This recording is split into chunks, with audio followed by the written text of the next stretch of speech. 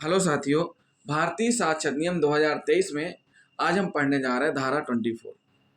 धारा 30 पहले थी 1872 साक्षर नियम में, लेकिन अब धारा 30 की जगह क्या है? धारा 24 भारतीय साक्षर नियम 2023 के में साबित संस्कृति को जो उसे करने वाले व्यक्ति और एक ही अपराध के लिए संयुक्त रूप से विचारित अन्य को प्रभावित करती है, विचार में लेना। मतलब सीधी सी बात है कि जब एक से अधिक अभियुक्त एक ही अपराध के विचारण में साथ साथ विचारण हो रहा उनका, उस स्थिति में उनमें से किसी एक के द्वारा जब संस्वीकृति कर दी जाती है तो उससे सभी प्रभावित होते हैं। तो उस संस्वीकृति को न्यायालय के ऊपर रहता है कि वो विचार में ले या ना ले, उनके ऊपर विवेक पर रहता है कि कितने किस स्तर पर उनको लेती हैं, क्योंकि इस प्रकार की संस्वीकृति का जो महत्व है, साक्षिक महत्व है, वो निर्बल होता है, कमजोर होता है। तो साथियों, जिन साथियों ने अभी तक हमारा चैनल सब्सक्राइब नहीं किया है तो हमारे चैनल को सब्सक्राइब कर लें और वीडियो को लास्ट तक जरूर देखें। जब किसी मुकदमे में एक से अधिक व्यक्ति साथ साथ सह अभियुक्त के रूप में एक ही अपराध के लिए परीक्षित किए जाते हैं तो उनमें से एक व्यक्ति की ऐसी संस्वीकृति जो अन्य सह अभियुक्तों तथा संस्वीकृति करने वाले अभियुक्त के विरुद्ध ग्राह्यमान करता है। इसमें क्या रहता है? इसमें कोई भी अपने दोष की संस्वीकृति कर सकता है और वह पूर्ण रूपेण से उसके विरुद्ध साक्ष्य होगा जब वह ऐसा कथन दे जिससे वह तथा उसके साथी सभी फंसते हों, तो उसे सह अभियुक्त की संस्वीकृति कहते हैं। प्रश्न यह उठता है कि ऐसी संस्वीकृति का उसके साथियों के विरुद्ध क्या साक्षिक महत्व है? इस संबंध में कुछ सहायता इस धारा के उपबंध से मिलती है, क्योंकि इसमें कहा गया है कि ऐसी संस्वीकृति सभी अभियुक्तों के विरुद्ध सुसंगत होगी, परंतु कितना उसका साक्षिक महत्व होगा यह न्यायालय के विवेक पर छोड़ दिया गया है। किस पर छोड़ दिया गया है? न्यायालय के विवेक पर। इस धारा के लागू होने के लिए निम्नलिखित बातें आवश्यक हैं। कौन कौन सी बातें आवश्यक हैं? कि एक से अधिक व्यक्तियों का विचारण होना चाहिए, सभी अभियुक्तों का संयुक्त विचारण होना चाहिए। अब जो विचारण की बात चल रही है, ट्रायल होता है, जब मामला कोर्ट में पहुंचता है तो वहां पर विचारण चालू होता है, फिर उसके बाद लास्ट में डिसाइडेशन होती है सजा की। तो एक से अधिक व्यक्तियों का विचारण होना चाहिए, सभी अभियुक्तों का संयुक्त विचारण होना चाहिए, सभी अभियुक्तों का विचारण एक ही अपराध के लिए होना चाहिए, सह अभियुक्त का कथन संस्वीकृति होना चाहिए, कोई भी अपने दोष की संस्वीकृति कर सकता है, कोई भी कर सकता है, जो अपराधी उनमें से कोई भी कर सकता है। ऐसी संस्वीकृति से स्वयं अभियुक्त और अन्य सह अभियुक्त प्रभावित होने चाहिए। ऐसी संस्वीकृति विधिक रूप से साबित होनी चाहिए। कैसे होनी चाहिए? विधिक रूप से साबित होनी चाहिए ऐसी संस्वीकृति, ऐसा नहीं कि साबित ना हो। मुखबिर या इकबाली साक्षी या सरकारी गवाह के साथ से भी निर्बल साक्ष्य होता है। ये जो संस्वीकृति होती है, इसकी जो महत्व है, साक्षिक महत्व, वो अत्यंत दुर्लभ होती है। इसकी किससे भी दुर्लभ होती है? मुखबिर, इकबाली साक्षी या सरकारी गवाह से भी निर्बल साक्ष्य। अब हम आपको समझाएंगे सरकारी गवाह क्या होता है। एक सरकारी गवाह ऐसे व्यक्ति को कहते हैं, कैसे कहते हैं? एक सरकारी गवाह ऐसे व्यक्ति को कहते हैं जो सह अपराधी है, अर्थात जिसने स्वयं अपराध में भाग लिया है।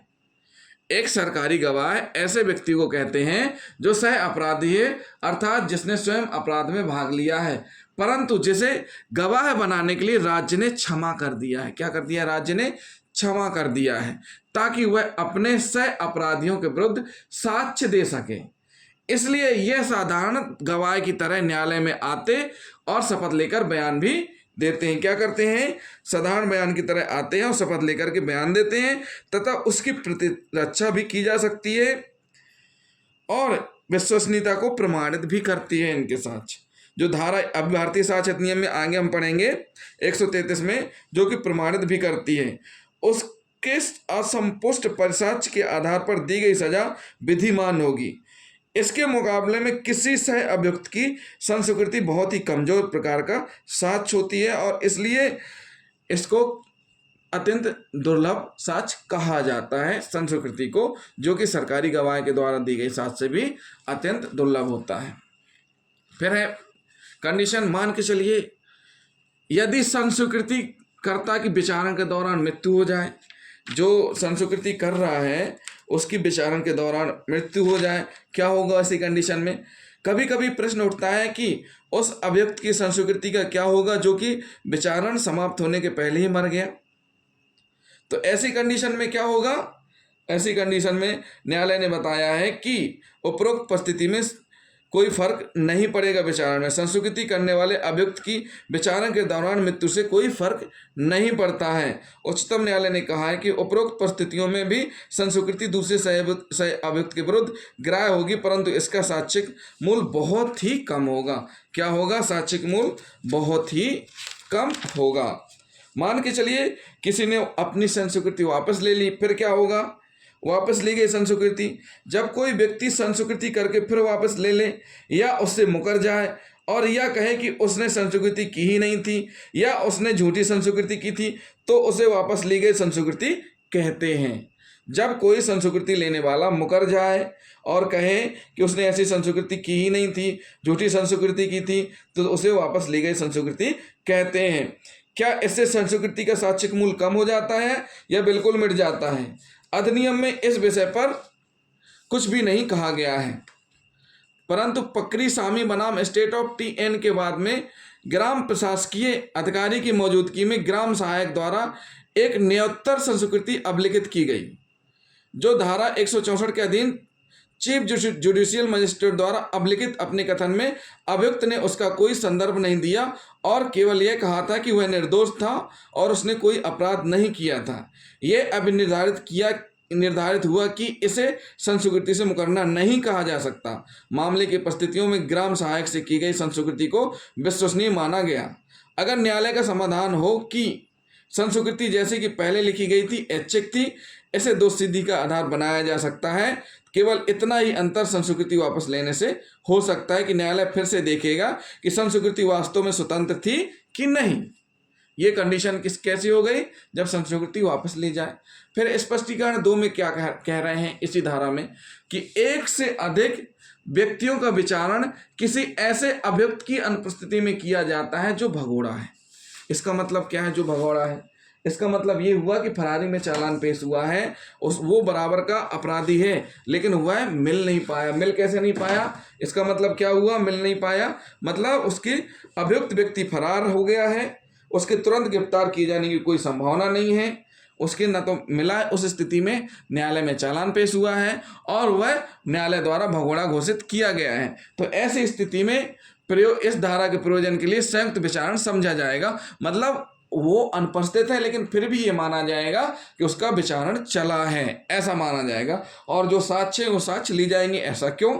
इसका रीजन ये है कि ऐसे साक्षी जो महत्वपूर्ण हैं उस मामले में अगर वो मर गए, दूसरी कंडीशन साक्ष्य देने के लिए असमर्थ हो गए वो साक्षी, तीसरी कंडीशन हो सकता कहीं ऐसी जगह चले जाएं जो मिले ना दोबारा, चौथी कंडीशन उसकी हाजिरी विलंब, व्यय या असुविधा के बिना नहीं कराई जा सकती, तो अभियुक्त व्यक्ति के गिरफ्तार होने पर अपराध की जांच या विचारण में उसके विरुद्ध साक्ष्य में दिया जा सकता है। मतलब सीधी सी बात है, इस कंडीशन में क्या होगा?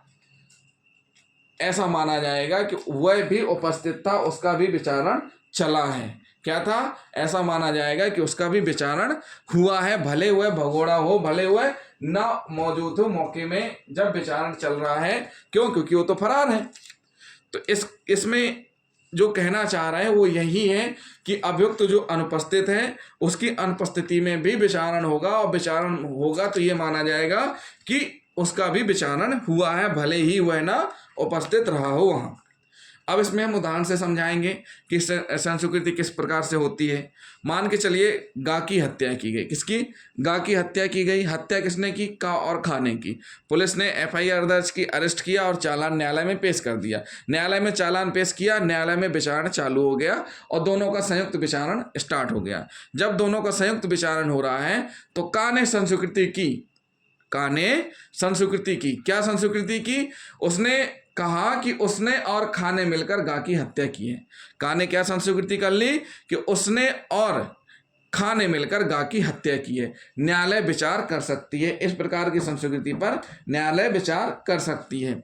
एक और उदाहरण ले लेते हैं कि गा की हत्या करने के लिए का विचारण हो रहा है। यहां पर देखना साथियों, यहां पर विचारण किसका हो रहा है, यहां दोनों का हो रहा है, लेकिन यहां पर विचारण किसका हो रहा है, का की हत्या के लिए केवल, यहां पर विचारण किसका हो रहा है, गा की हत्या के लिए केवल का विचारण हो रहा है। किसका विचारण हो रहा है, गा की हत्या के लिए का विचारण हो रहा है। यह दर्शित करने के लिए साक्ष्य है कि गा की हत्या का और खा द्वारा की गई थी, लेकिन दर्शित करने के लिए साक्ष्य क्या है कि हत्या का और खा ने की थी, लेकिन विचारण किसका हो रहा है, का। और खा ने ऐसी कंडीशन में, खा ने कहा था कि का और मैंने गा की हत्या की, तो न्यायालय इस कथन को का के विरुद्ध विचारार्थ नहीं ले सकता, क्योंकि खा संयुक्तता विचारित नहीं हो रहा है। तो ऐसी कंडीशन में खा अगर संस्वीकृति करता है तो उसकी संस्वीकृति को नहीं ले सकता। क्यों? क्योंकि दोनों का विचारण एक साथ नहीं चल रहा। तो साथियों, ये हुई धारा 24 भारतीय साक्ष्य अधिनियम 2023 की धारा 24, और यही धारा भारतीय साक्ष्य अधिनियम 1872 में धारा 30 में वर्णित थी। तो जिन साथियों ने अभी तक हमारा चैनल सब्सक्राइब नहीं किया है तो सबसे पहले हमारे चैनल को सब्सक्राइब जरूर कर लें। थैंक यू दोस्तों।